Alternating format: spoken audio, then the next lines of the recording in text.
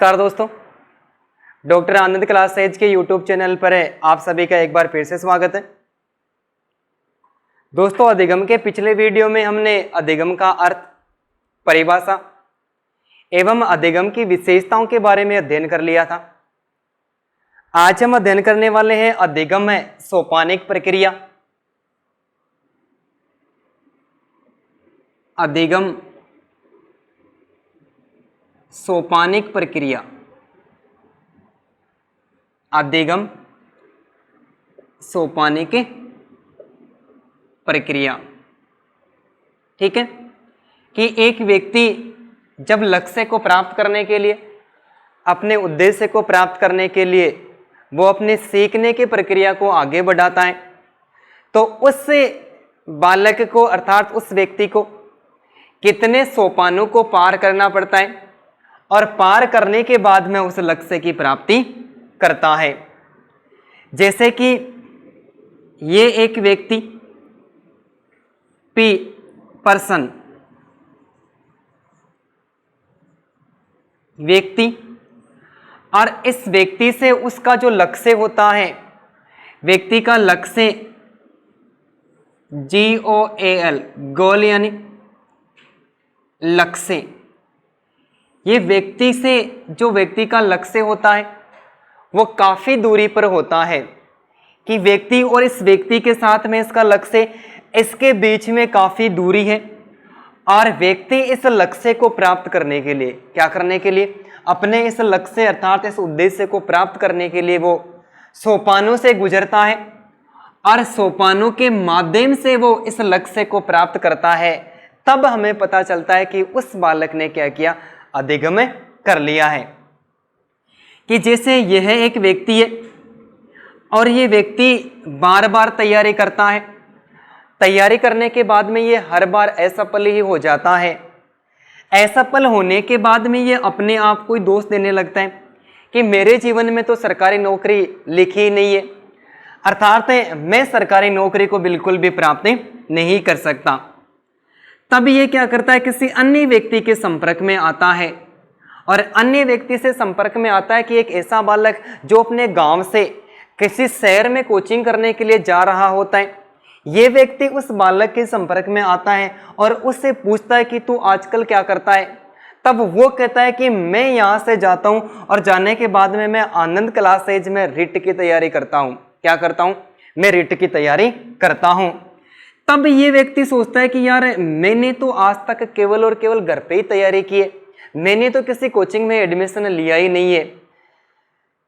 तब उन दोनों व्यक्तियों की आपस में बातें होती है और बातें होती है, तब कहता है कि मैंने तैयारी की नहीं। तो दूसरा व्यक्ति कहता है कि साथ वाला जो बालक है वो कोचिंग करने के लिए जाता है, वो कहता है कि आप आनंद क्लासेज में चलो, वहां पर आपको अच्छी तैयारी करवाई जाती है। और हो सकता है कि एक ऐसी भी स्थिति आती है कि एक आपके सामने ताला होता है और आपको 50 चाबियों का एक गुच्छा दे दिया जाता है। आप 50 चाबियों से आपको बिल्कुल भी पता नहीं है कि कौन सी चाबी से ये ताला खुलने वाला है, लेकिन आप कर्मानुसार उसको लगाए जाओगे तो अंतिम चाबी भी क्या कर सकती है, उस ताले को आसानी के साथ में खोल सकती है। तब वो उस व्यक्ति से प्रभावित होता है। यानी एक व्यक्ति दूसरे व्यक्ति से सबसे पहले क्या होता है, मोटिवेट यानी अभिप्रेरित होता है। मोटिवेशन, अभिप्रेरणा, ये व्यक्ति उस व्यक्ति से अभिप्रेरणा प्राप्त करता है। जब ये व्यक्ति अभिप्रेरणा प्राप्त करता है तो अभिप्रेरणा प्राप्त करने के बाद ये वेरियस रेस्पॉन्स है, वेरियस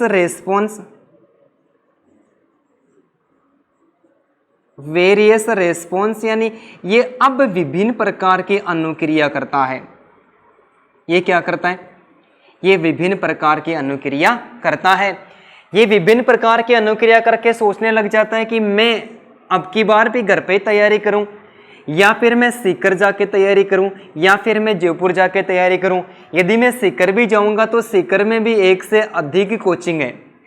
इस प्रकार ये बालक क्या करता है, विभिन्न प्रकार की अनुक्रिया करने लगता है। अर्थात हम कह सकते हैं कि जब अधिगम प्रक्रिया में व्यक्ति अपने लक्ष्य को प्राप्त करने के लिए गुजरता है, तो अधिगम प्रक्रिया में व्यक्ति सबसे पहले केवल और केवल अभिप्रेरित ही होता है।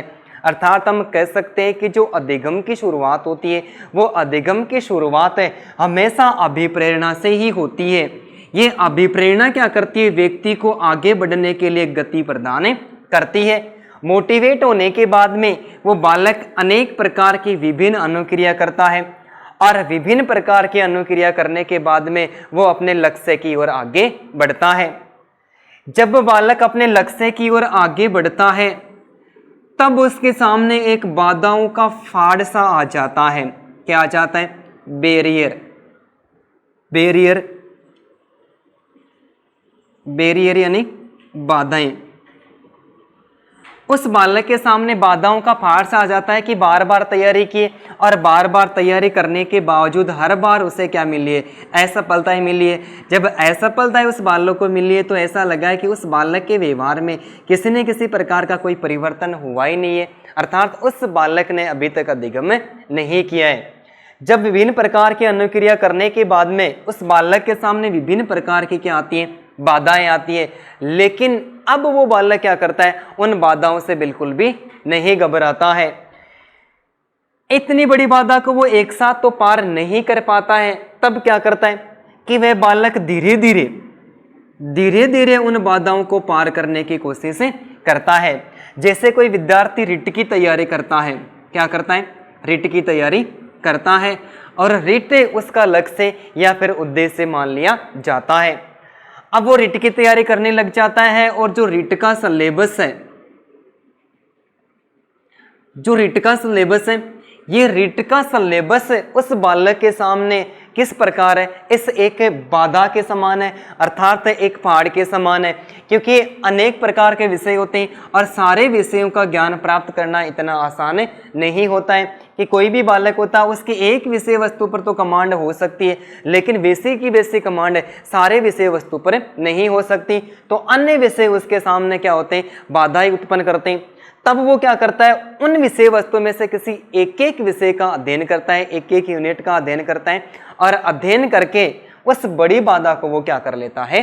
पार कर लेता है। कि जब बालक वेरियस रेस्पॉन्स यानी विभिन्न प्रकार की अनुक्रियाएं करता है अपने लक्ष्य को प्राप्त करने के लिए, तब उसके सामने क्या आती है? अनेक प्रकार की बाधाएं आती है। अर्थात हम ऐसा कह सकते हैं कि एक व्यक्ति को जीवन में अनेक पर्वत पार करने पड़ते हैं। इसका मतलब ये तो नहीं हो सकता कि वो व्यक्ति अनेक पर्वतों पर चढ़ता है और चढ़ने के बाद में उतरता है, यानी कि उस व्यक्ति के जीवन काल में अनेक प्रकार की बाधाएं आती है और व्यक्ति उन बाधाओं को पार करता है और बाधाओं को पार करता हुआ अपने लक्ष्य की ओर पहुंचता है। जब अनेक प्रकार की बाधाएं आती हैं, अनेक प्रकार की बाधाओं को बालक धीरे धीरे क्या करता है? पार कर लेता है और बड़ी बाधाओं को पार करने के बाद में अब वो किसी न किसी प्रकार की गलती करने की कोशिश नहीं करेगा। बड़ी बाधाओं को पार करने के बाद में CR यानी करेक्ट रेस्पॉन्स है, अब वो सही अनुक्रिया करेगा, यानी वो गलती नहीं करेगा। करेक्ट रेस्पॉन्स, सही अनुक्रिया।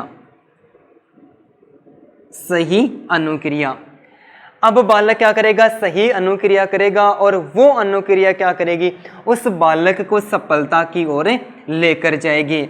जिस कार्य से हमें सफलता मिलती है वह कार्य हमें पुनर्बलन प्रदान करता है। क्या करता है? पुनर्बलन प्रदान करता है, अर्थात रेनफोर्समेंट यानी पुनर्बलन।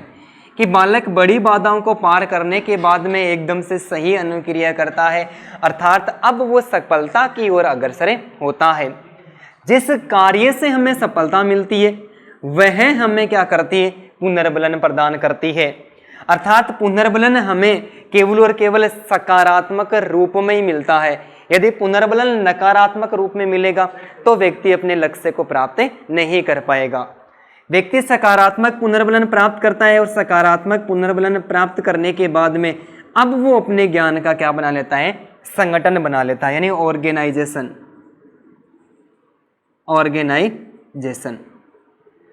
पुनर्बलन मिलते मिलते बालक क्या करता है? अपने ज्ञान का संगठन बना लेता है और संगठन में क्या होती है?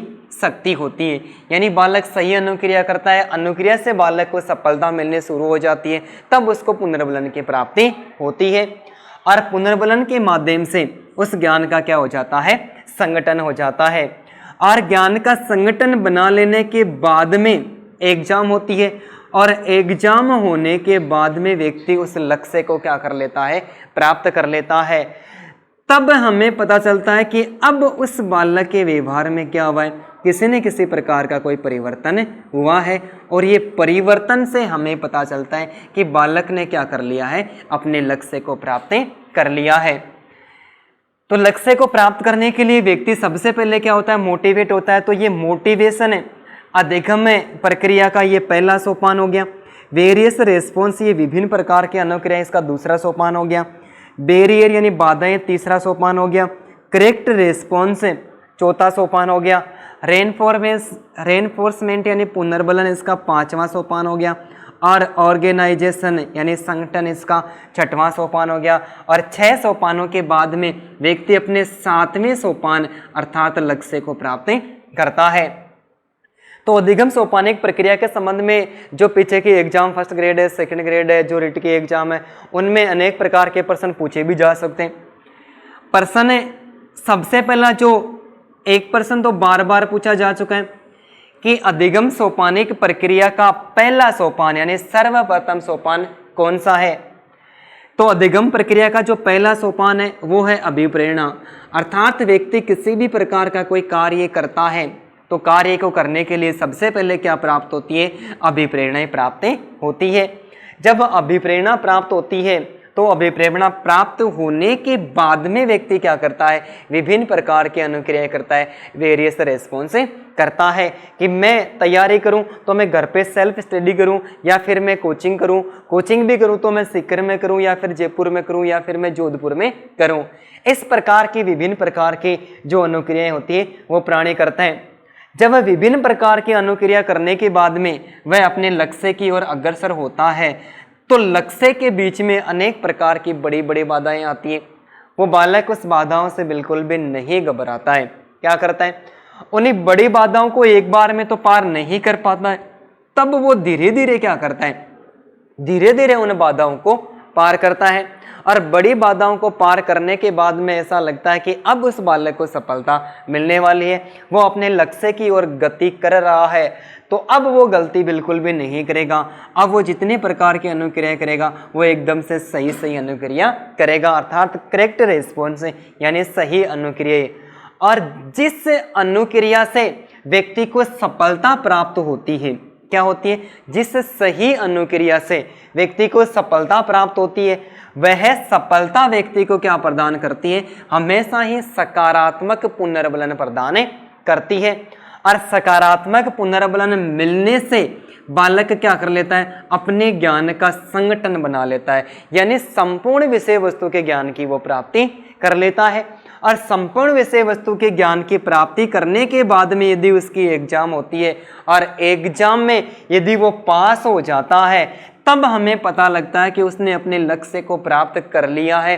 अर्थात जब पास हुआ तब हमें पता चला कि अब उस बालक के व्यवहार में क्या हुआ है, परिवर्तन हुआ है, अर्थात उस बालक ने सीख लिया है। और सीखना क्या कहलाता है, अधिगम कहलाता है। और ये अधिगम प्रक्रिया, इस अधिगम तक बालक पहुंचा कैसे, इन सारे सोपानों के माध्यम से पहुंचा है। तो सोपानिक अनेक प्रकार की जो सोपानिक प्रक्रिया है उन सोपानिक प्रक्रियाओं को पार करता हुआ एक व्यक्ति क्या करता है, अपने लक्ष्य तक पहुंच जाता है। चाहे वह लक्ष्य उस बालक के पास में हो चाहे वो दूर हो, उन्हें सभी प्रकार की स्थितियों को व्यक्ति क्या कर लेता है, अनुभवों के माध्यम से ग्रहण कर लेता है और ग्रहण करके वो अपने लक्ष्य तक पहुंच जाता है। तो एक बार फिर से समझते हैं, अधिगम सोपानिक प्रक्रिया में सबसे पहले सोपान है अभिप्रेरणा। अर्थात हम ऐसा कह सकते हैं कि व्यक्ति किसी भी कार्य को करने के लिए सबसे पहले मोटिवेट होता है, अर्थात अभिप्रेरित होता है।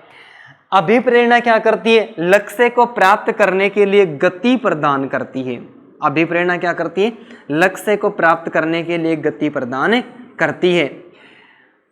व्यक्ति क्या करेगा, मोटिवेट होने के बाद में व्यक्ति विभिन्न प्रकार की वेरियस रेस्पॉन्स, विभिन्न प्रकार की अनुक्रिया करता है और अनुक्रिया करने के बाद में अपने लक्ष्य को प्राप्त करने की ओर अग्रसर हो जाता है, अर्थात गति करने लग जाता है। जब लक्ष्य की ओर गति करने लगता है तब उसके जीवन में, उसके लक्ष्य के बीच में अनेक प्रकार की बड़ी बड़ी बाधाएं आती हैं, लेकिन वो बालक क्या करता है, उन बाधाओं को धीरे धीरे पार करता है और पार करके सही अनुक्रिया करने लग जाता है। और सही अनुक्रिया करने से व्यक्ति को क्या मिलती है, सफलता मिलती है। अर्थात जिस अनुक्रिया से हमें सफलता मिलती है वह सफलता हमें क्या करती है, हमेशा सकारात्मक पुनर्बलन प्रदान करती है। पुनर्बलन के माध्यम से हम ज्ञान का क्या बना लेते हैं, संगठन बना लेते हैं। और संगठन बनने के बाद में एग्जाम होती है और एग्जाम में यदि एग्जाम में व्यक्ति पास हो जाता है तब हमें पता चलता है कि उसने अपने लक्ष्य को क्या किया है, प्राप्त किया है। और लक्ष्य को प्राप्त किया तब हमें पता चला कि उस बालक के व्यवहार में क्या हुआ है, परिवर्तन हुआ है। और परिवर्तन होते ही स्थिति ये निकल के आती है कि बालक ने सीख लिया है। और सीखना क्या कहलाता है, अधिगम कहलाता है। और ये अधिगम की प्रक्रिया किसके माध्यम से आगे बढ़ी, सोपानों के माध्यम से आगे बढ़ी। तो एक प्रश्न तो ऐसा हमें बहुत बार पूछा भी जा चुका है कि अधिगम सोपानिक प्रक्रिया का पहला सोपान कौन सा है, तो पहला सोपान है अभिप्रेरणा। इसके अलावा फर्स्ट ग्रेड में बहुत बार ऐसे प्रश्न भी पूछे जा चुके हैं कि अधिगम प्रक्रिया का कौन सा, निम्न में से कौन सा सोपान है या फिर कौन सा सोपान नहीं है। तो हमें इस अधिगम सोपानिक प्रक्रिया के जो 7 सोपान है, ये 7 सोपान हमें याद रखने हैं, जिसमें पहला अभिप्रेरणा, दूसरा विभिन्न अनुक्रिया, तीसरी बाधाएं, चौथी सही अनुक्रिया, पांचवा पुनर्बलन, छठवां संगठन और सातवां क्या माना गया, गोल यानी लक्ष्य माना गया है। 6 सोपानों से गुजरने के बाद में बालक अपने लक्ष्य को क्या कर लेता है, प्राप्त कर लेता है। धन्यवाद दोस्तों।